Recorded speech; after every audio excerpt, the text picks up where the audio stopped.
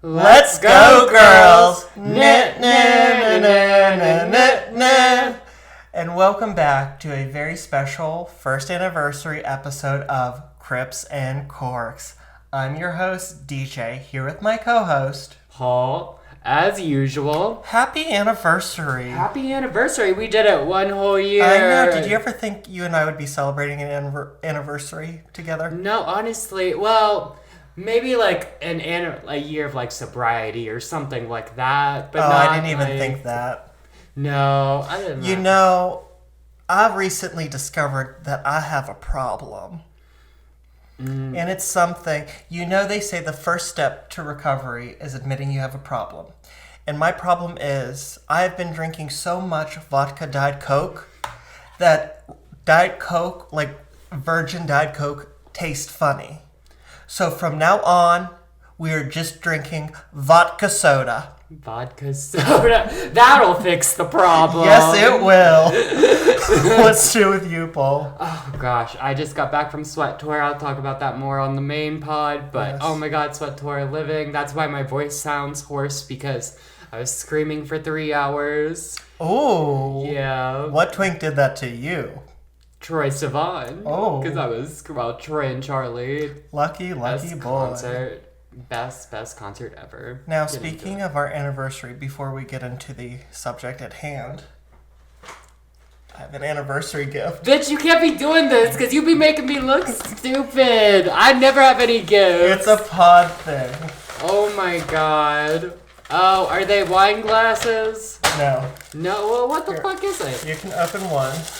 Girl, what is this?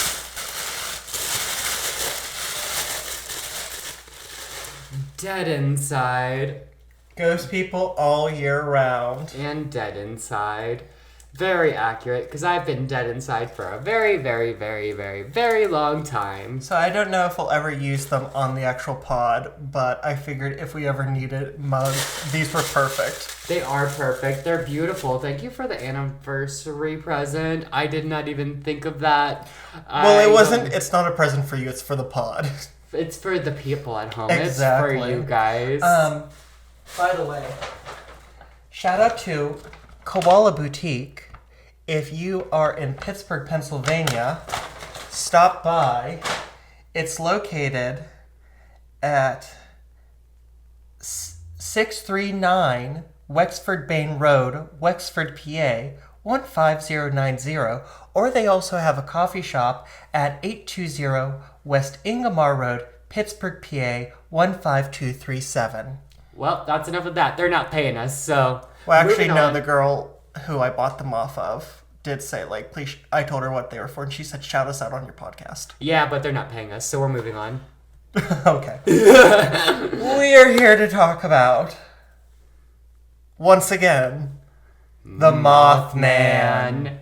And as you all know by now, the video has released, and we have visited Point Pleasant just for you guys. Yes. If you're listening to this on Spotify or Apple Music, you can't see us, and you probably don't go on the YouTube, but you should go on the YouTube and see our investigation video. Bury that, so you can get the full tea on everything Point Pleasant, everything Mothman, see all of our triumphs, our failures, the disappointment of a country when we went and visited Point Pleasant. Even when the people of that small town begged us not to, we went anyway, and we did it for you guys. So you're welcome. Like the Mothman itself, we descended upon that town and terrorized it. Yes, and that town will truly never be the same or as clean. The clinic there is going to have a lot of business. Paul, would you like to introduce our paranormal pairing for this bonus episode? So, actually, for our paranormal pairing, we got something special. It's actually a Mothman root beer that we got at the Mothman Museum itself when we went to the Mothman Museum, which is a cute little spot. If you find yourself in Point Pleasant, West Virginia, I would go head on down to the good old Mothman Museum. Be very, very careful. You are shaking that. Yes, so we're going to give this an ASMR open for our Mothman root beer.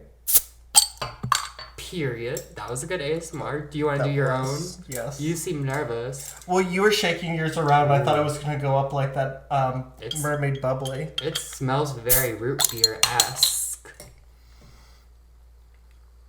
She smells strong. I'm here for it. Yeah. Cheers.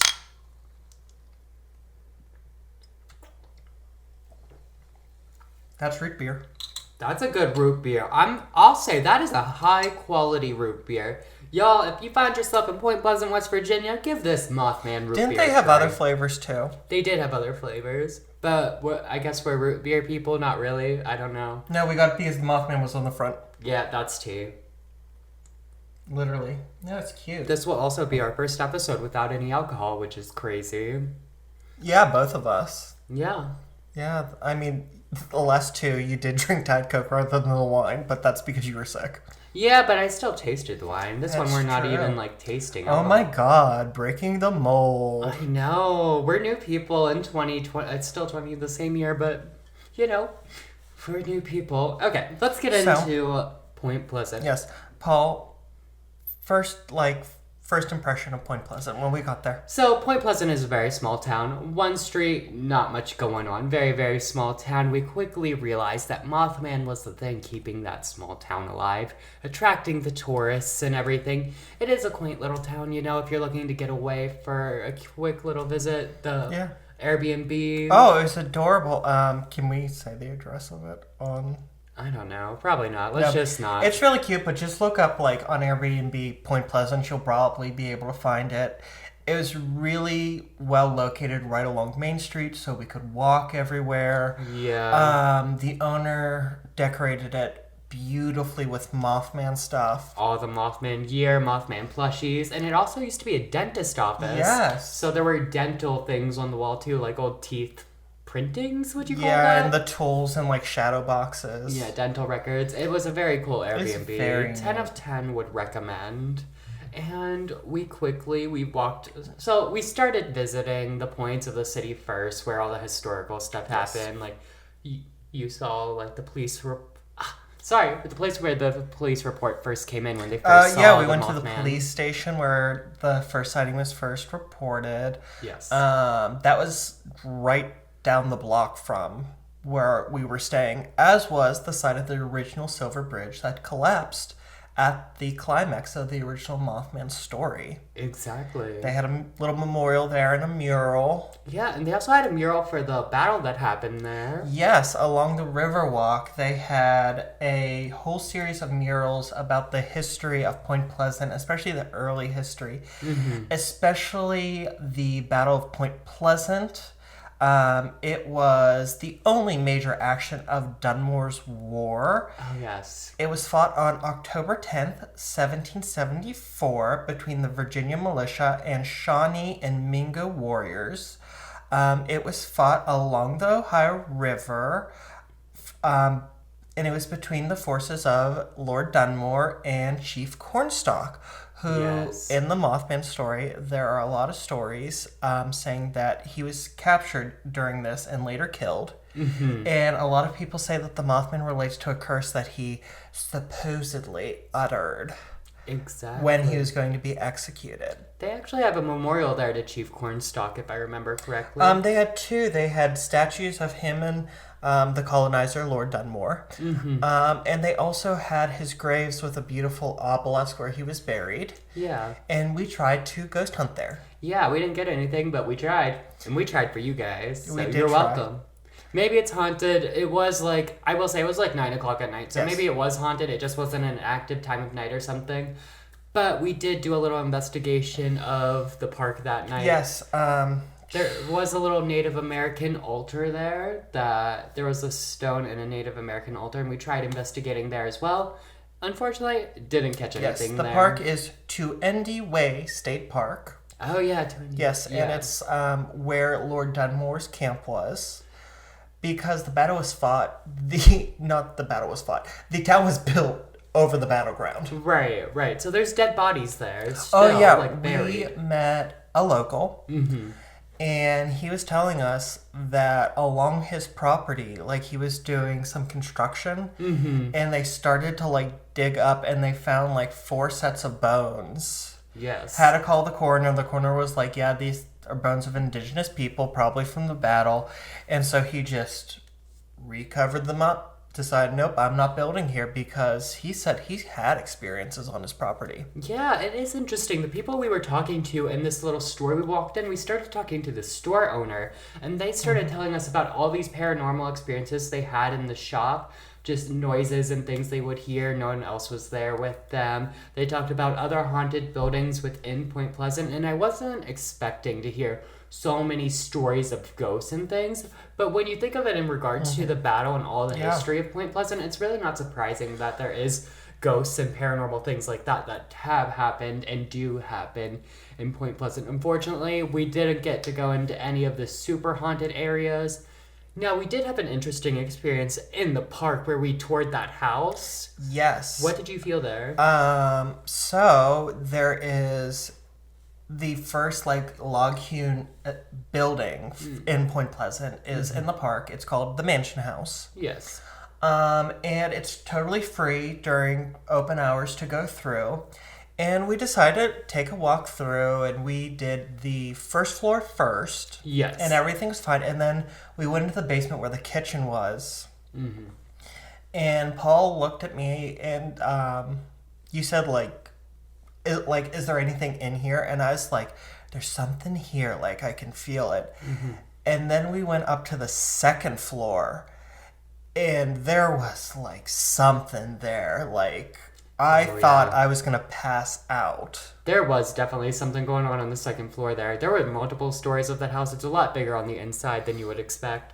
But it is a really cool house to go through. So. And then one of the funniest things of the trip did happen in there. Yeah. Me and Paul went up to the third floor, the attic, where they had a bunch of arrowheads and rocks and geodes displayed. Yeah. And we were looking around, and there were two other guys up there, and they were on one side of the room, and we were on the other side of the room. And me and Paul were talking. He was like, I would love to come and investigate here. And I went, maybe for our 10th anniversary. And both of these guys went, huh?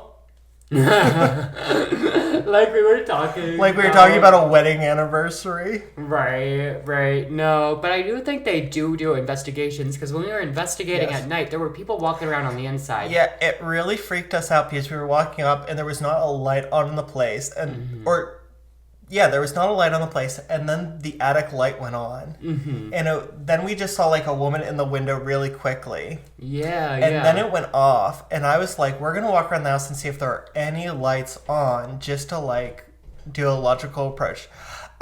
Turns out there were people in there, and I think they saw us stalking around on the cameras, and I felt really, really bad. Yeah, they probably thought we were creeps trying to break in, and then of course after that they got to watch us investigate at the altar and be like, okay. No, that was before. That was before. This was the last thing we did. So, yes, there is a... What's it called? I'm looking. It was like a stone, wasn't it? It was a Shawnee stone. It was a Shawnee stone. No, it wasn't Shawnee. That's the wrong tribe. Shawnee and Mango, yeah. Oh. Shawnee or Mango. I don't think they're quite sure. It's fine. So, there was that altar. We investigated the altar. Nothing happened, unfortunately. Didn't catch anything. And that happens sometimes when you investigate paranormal things. Not everything's going to happen. And we kind of went into it expecting not much was going to happen, because Mothman's been gone for a long time. Yes. If you know anything about Mothman, he's been gone for a long time. Has not been spotted in Point Pleasant. Well, honestly, what we should have done, listening to that podcast on the way down, we should have gone to Chicago and just investigated it at O'Hare. Right. Because apparently that's the hot spot now. Right, O'Hare and 9/11, which is crazy. Yes. I don't think you can investigate at 9/11. No. Too soon. Very that. But, before we started investigating, we did get a chance to sample the local culinary cuisine. Yes. The delectable things that Point Pleasant has to offer. Now, I'm talking it up a lot, but really, it was...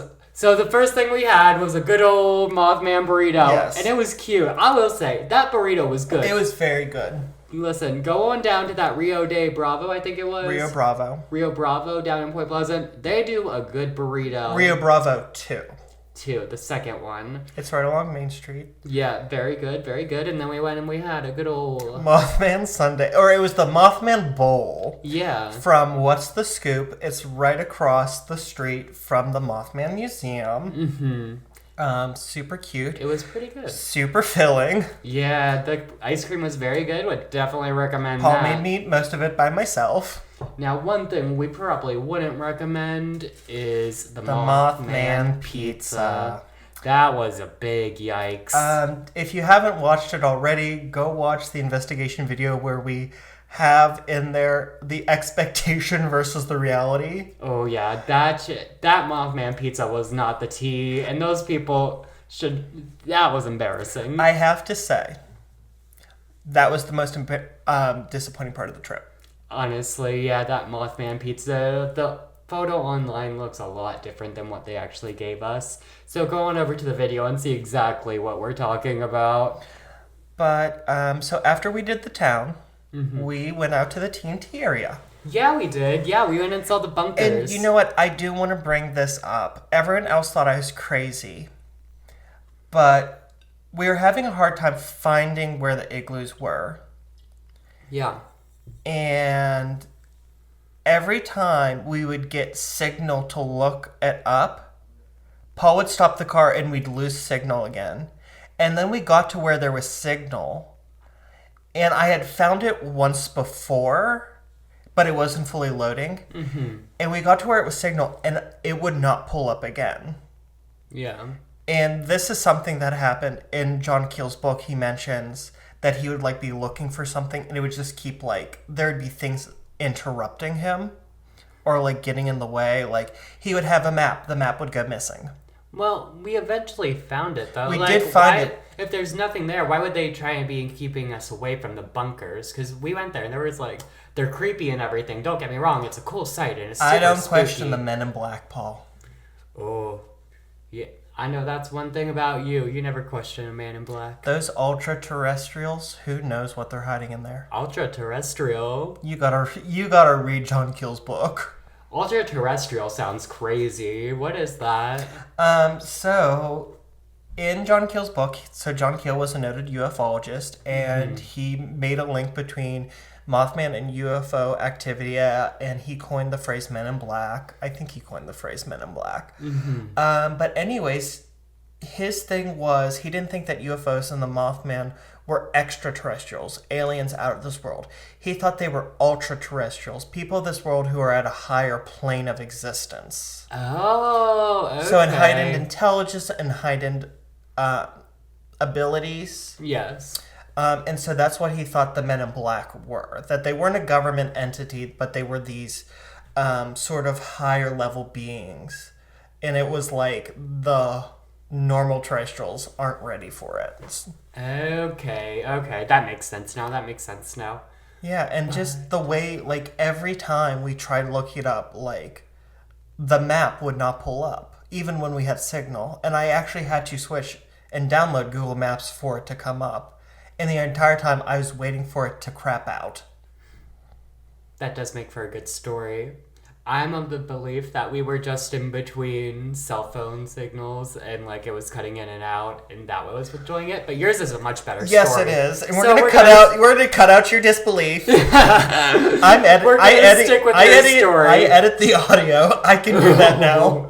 Damn, I'm getting cut out of my own podcast. No, you edit the video. I do edit the video. I could not do that, so I'm happy now that I know how to do audio. The video isn't too hard. It's not too crazy. Although I didn't get any feelings. Like we discussed in the Lockhouse video, I am sensitive, if not a full psychic medium. Didn't feel anything in the igloos, but they were very creepy at night. They were very creepy at night, especially being out in the woods, and you don't know if there's a local person that might be out there that's trying to do something crazy. Or an animal, spooky. Like a coyote or something. And what was really terrifying was, I think we were by the main reservoir. And right across, I guess there was a house fairly close, and there was a dog outside barking. Yes. the entire time. And I remember, and like it was kind of freaky, like what's it barking at? And then at one point it just went silent. And That is spooky. all I could think of was Oh. Bandit from the Mothman story, the dog that got abducted. He got snatched. But then he started barking, and I actually felt a little bit better. Oh, another thing about the bunkers that makes it creepy is the graffiti in the bunkers. There's a ton of graffiti in the bunkers, and a lot of it says like typical things kids say, like "You're going to hell" or "Mothman lives here" and blah blah blah. Mothman lives, penis, Sheila and Trey. Yeah. But I think it was in the third one we went into. Not Sheila and Trey. But the third one, it had Hell Rise written across the back. Yeah, that was spooky. That was really creepy, and I was like, there is definitely some like occult practices going on in this I igloo. wouldn't doubt it. And the way it echoes, it's crazy. And that's like, I was the one of like, okay, we got our shots, let's leave, because I was like, I don't want to meet somebody out here who doesn't think we have reason for being out here. Because who knows is out stalking those woods. Exactly. And you know, as Carolyn Perrin told her children, fear the living, not the dead. That's very true. I'm learning that very quickly when we're doing these investigations, that you have a lot more to fear from the living. Yeah, I mean, when we were leaving the one, somebody heard something. So the igloos are covered in dirt, so you can like climb over them. Yeah. And like you could climb up the back and come down the front like a hill. Yeah. And I think it was you who heard something, and I remember we all stopped and we like put our flashlights down so that they couldn't see us. Yeah. But like it was so creepy just standing there listening for like a branch to snap or a leaf to rustle. Yeah. Definitely it's the scariest creepy part. shit. Yeah, being in the woods at night itself is just creepy, but 10 out of 10 would do again. Love doing spooky shit. I love doing spooky stuff like this. It was a lot of fun. General takeaways from Mothman, though. I do want to go back at some point. Mm-hmm. I want to go back for a lot longer because the people in that shop, what was it called? Happy Days? It might have actually been Happy Days. It was something Days, Daze, and it was super cute. Yes, very cute. Super cute, attached to a store, and her friend owns the front store. The front store is right along Main Street. Yes. But she was mentioning like, oh, I have friends in the salon across the street, and it's super haunted. Listen to what happened there. And her dad, he was the one telling us about the Indian or the Native Americans buried on his property. He was in there, and I want to go down for like a full 3-day weekend and just like interview people and like be like, hey, like, let us investigate your place. like you like totally you can like, if you are willing to like sit with us for an hour, like let us see what goes on in your shop. Very that. That would be so much fun. I would love to do an actual investigation of some of the more haunted things in Point Pleasant, because I do feel like some of the reasons we didn't get much paranormal stuff is we weren't allowed in some of the more active places at Point Pleasant. So it'd be nice to actually go and Yes, and also I would totally do to Endy Way Park again. That place is pretty. I would definitely like let the police know beforehand, like, hey, like, can we do like there's gonna be some fags down here. Because it closes at 10 o'clock. Just be like, hey, we're looking to do a paranormal investigation. We're not doing drugs. We're not breaking into the museum. Yeah, because when you say you're not doing drugs, that the police's first reaction is to believe you. I mean, I don't think drug dealers necessarily say I'm not doing drugs unless they get caught.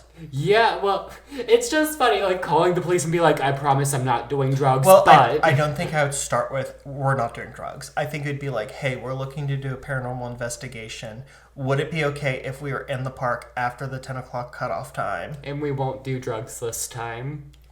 And, we didn't do drugs the first time or any time. It's just and you know, I would like to even go back to the TNT area and explore more. See, what else we can find. It's a very cool place. I'm definitely interested to go back there. Yeah, we were kind of like burning daylight because we had to go find the igloos in daylight, so we knew where to look at night. You know, we had a very quick trip because we drove down the same day, had one night, and then drove back the next day. So it was a very quick, squeezing a lot in trip.